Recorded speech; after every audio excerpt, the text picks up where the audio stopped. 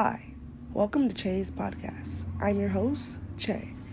Today we have a very special guest on the air, my father, Calvin Bryant. He will be telling us all about his knee tendon surgery and how the process went for him. Hi, Dad. How are you? Pretty good. How's everything with you? Everything's going well. So, tell us, how did you hurt your knee? Well, I hurt my knee while back playing sports. Um, Basketball, playing sports basketball, refereeing, just doing sports. I was very athletic. I noticed that I had a tear, a micro tear on my tendons, and I think it also has something to do with me not warming up properly, not stretching properly. You have to pay attention to your body. So once I developed that tear in my quad, they offered me physical therapy. I started off with physical therapy and then I stopped.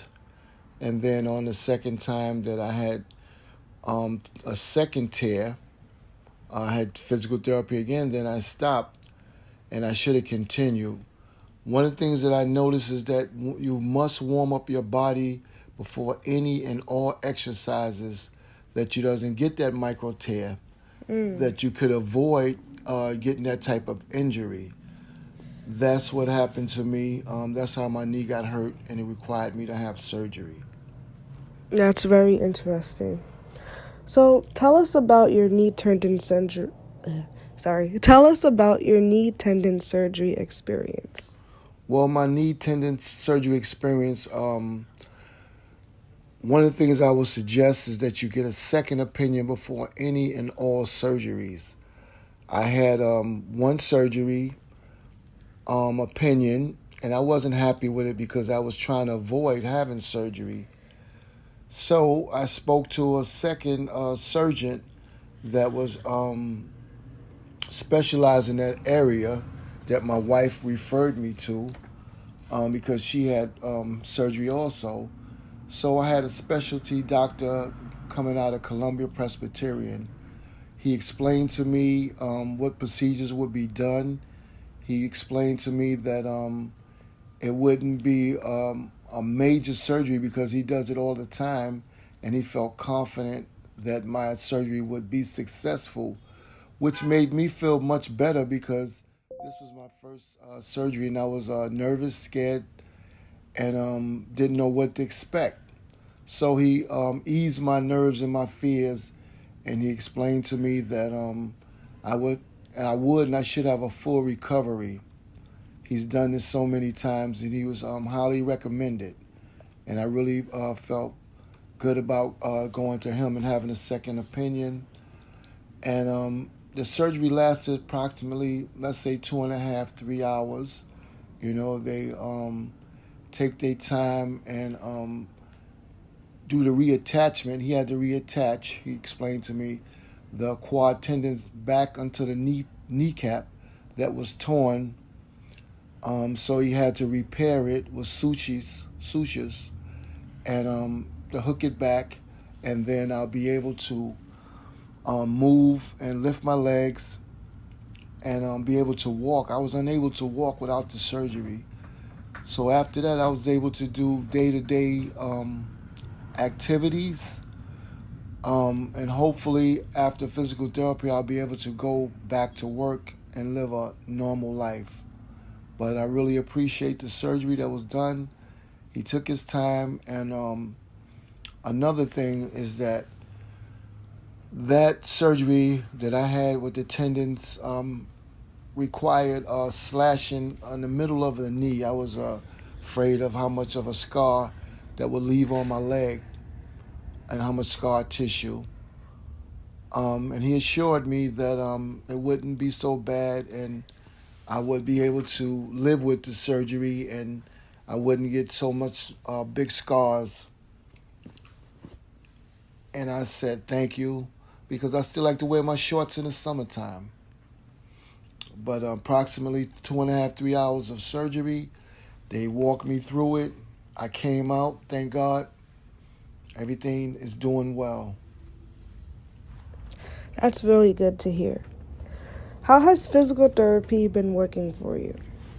Physical therapy is a slow process.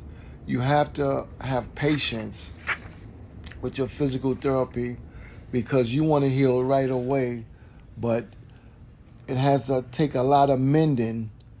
After being cut, your tendons have to reattach itself, learn how to work itself again. You have to wake the muscles up.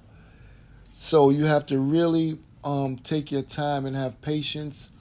And I had a great physical therapist who walked me through, told me what to expect, how long it would take, um, how many degrees of bending and stretching and pulling and heating and electrolytes, electrostimulations, and how many visits it would take.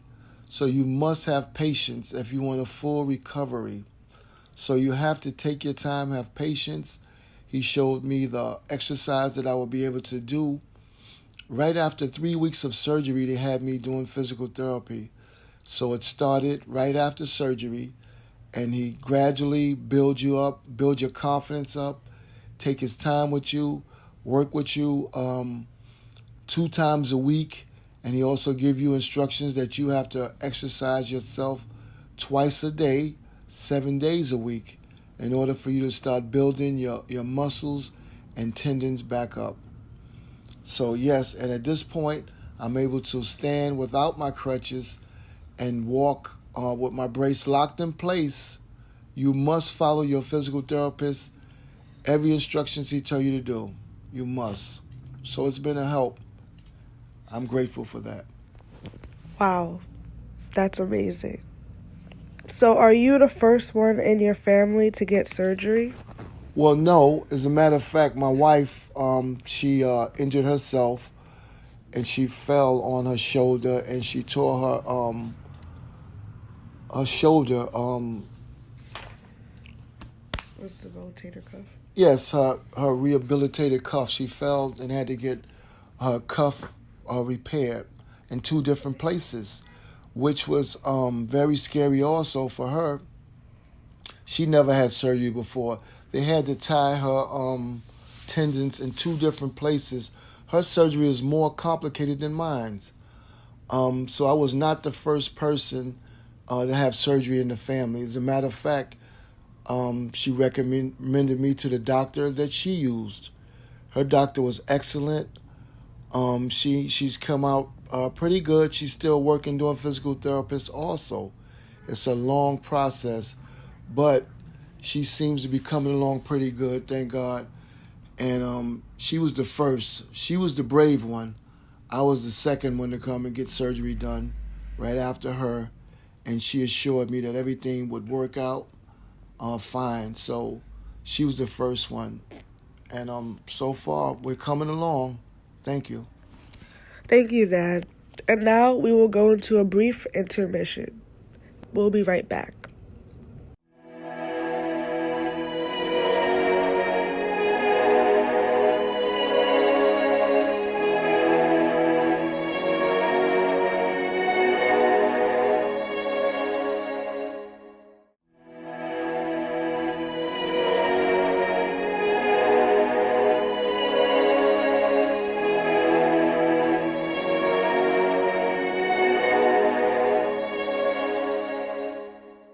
And we're back.